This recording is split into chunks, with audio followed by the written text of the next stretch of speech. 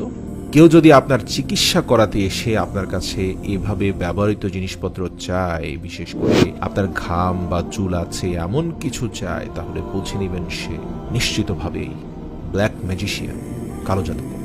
তৃতীয়ত, তারা আপনার কাছে নির্দিষ্ট কোনো রঙের প্রাণী চাইবে, যেমন কালো কাক, কালো ছাগল, কালো মোরগ, কালো দুম্বা, কালো বাদুড় ইত্যাদি। মোট কথা, কালো কোনো প্রাণী চাইলে বুঝবেন অবশ্যই এখানে কোনো গন্ডগোল আছে। কারণ রাসূল সাল্লাল্লাহু আলাইহি সাল্লাম কখনো বলেননি যে তোমাদের কালো ছাগলই কোরবানি দিতে হবে, অথবা তিনি কখনো কাউকে বলেননি কাক নিয়ে আসতে। এই ধরনের প্রাণীকে কোরবানির কথা কালো জাদুকররাই চালু করেছে।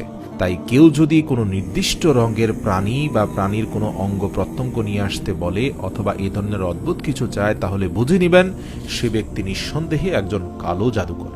কালো জাদুকর চেনার চতুর্থ উপায়টি হলো, তারা আপনাকে তাবিজ লিখে দিয়ে বলবে সেটিকে খুলে না দেখতে অথবা কোথাও পুঁতে ফেলার জন্য। বেশিরভাগ ক্ষেত্রেই এ ধরনের তাবিজগুলোতে ভালো কিছু লেখা থাকে না। কালো জাদুকররা আপনার ক্ষতি করার জন্যই এই তাবিজগুলো ব্যবহার করে থাকে। বেশিরভাগ ক্ষেত্রেই এসব তাবিজে আজব আজব সব সংখ্যা লেখা থাকে। অনেক ক্ষেত্রে কোরআনের আয়াতও লেখা থাকে, কিন্তু সেগুলো লেখা হয় অপবিত্র বা নোংরা জিনিসপত্র ব্যবহার করে। নাউযুবিল্লাহ।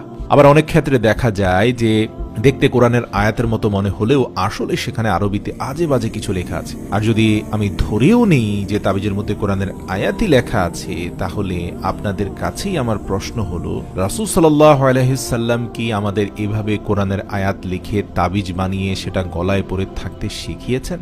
কোনো হাদিস আছে? না, তিনি আমাদের এমনটা করতে বলেননি।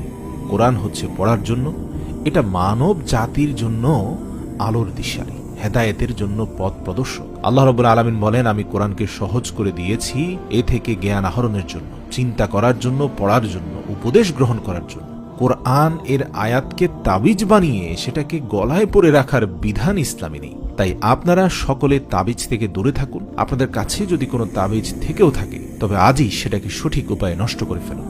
কালো জাদুকর চেনার পঞ্চম উপায়টি হলো, তারা অস্পষ্টভাবে জাদুমন্ত্র পড়ে। এছাড়া তারা যদি কোনো সূরা পড়ে, তাহলে দেখবেন সেটা শুরুতে স্পষ্ট করে পড়লেও আস্তে আস্তে এমনভাবে ফিসফিস করা শুরু করবে যে আপনি আর বুঝতেও পারবেন না তারা কি পড়ছে ওই মুহূর্তে। তাদেরকে জিজ্ঞেস করলে তারা সবাই বলবে সূরাই তো পড়ছি, কিন্তু আসলে তারা সূরা পড়ে না।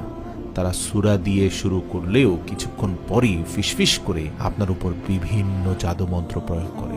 তো যদি সত্যিকার অর্থে সূরা পড়তে চায়, তার কিন্তু সেটা জোরে পড়লে কোনো অসুবিধা হওয়ার কথা না। জোরে পড়লে যার জন্য পড়া হচ্ছে সেও সঠিকভাবে জানতে পারবে যে লোকটি কি আল্লাহর নাম নিচ্ছে নাকি অন্য কারো নাম নিচ্ছে। তাই যদি কাউকে দেখেন এইভাবে আপনার উপর ফিসফিস করে সূরা বা অন্য কিছু পড়ছে, বুঝে নেবেন